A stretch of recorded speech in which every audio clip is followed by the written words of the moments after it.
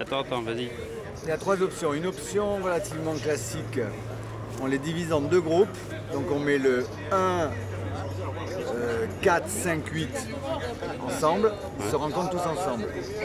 Donc on peut gagner 3 points au maximum. L'avantage, c'est dans l'autre groupe, on met le 2, 3, 6, 7 qui se rencontrent aussi ensemble. Donc chacun fait 3 matchs dans leur groupe. Le gros avantage de ça, c'est que le match charnière, c'est 4 contre 5, ils sont dans le même groupe. Donc ils se rencontrent au moins une fois. Ça fait 6 flights en termes de temps.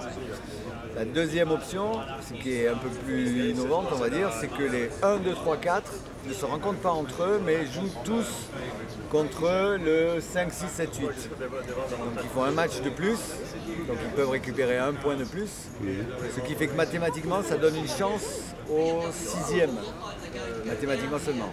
Le défaut, c'est que le 4 et 5, la charnière, ne se rencontrent pas entre eux. Et si personne n'arrive à se mettre d'accord sur quel format il faut prendre, on suit les règles normales, c'est-à-dire qu'on attaque le deuxième round robin, on continue, jusqu'à la date limite du début des demi-finales, qui est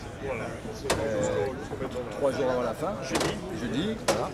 Et là, les gens qui se sont rencontrés 2 fois, chaque victoire coûte un demi-point, et les gens qui ne se sont rencontrés qu'une fois, la victoire coûte un point. Donc on va se retrouver avec un classement général avec des demi-points, ce qui est un peu bizarre. Et le désavantage de celui-là, puisque chaque format a un désavantage, bien sûr, le désavantage de ce format, c'est qu'en fonction de la pairing, évidemment, il vaut mieux rencontrer des gens contre qui on a perdu pour essayer de gagner un demi-point, plutôt que rencontrer des gens contre qui on a gagné. Et il vaut mieux aussi rencontrer des gens moins forts que des gens plus forts. Et ça, c'est en fonction de la pairing. Donc ils doivent discuter, se mettre d'accord ou pas, et ce sera un des trois apparemment. Merci Philippe. C'est pas simple.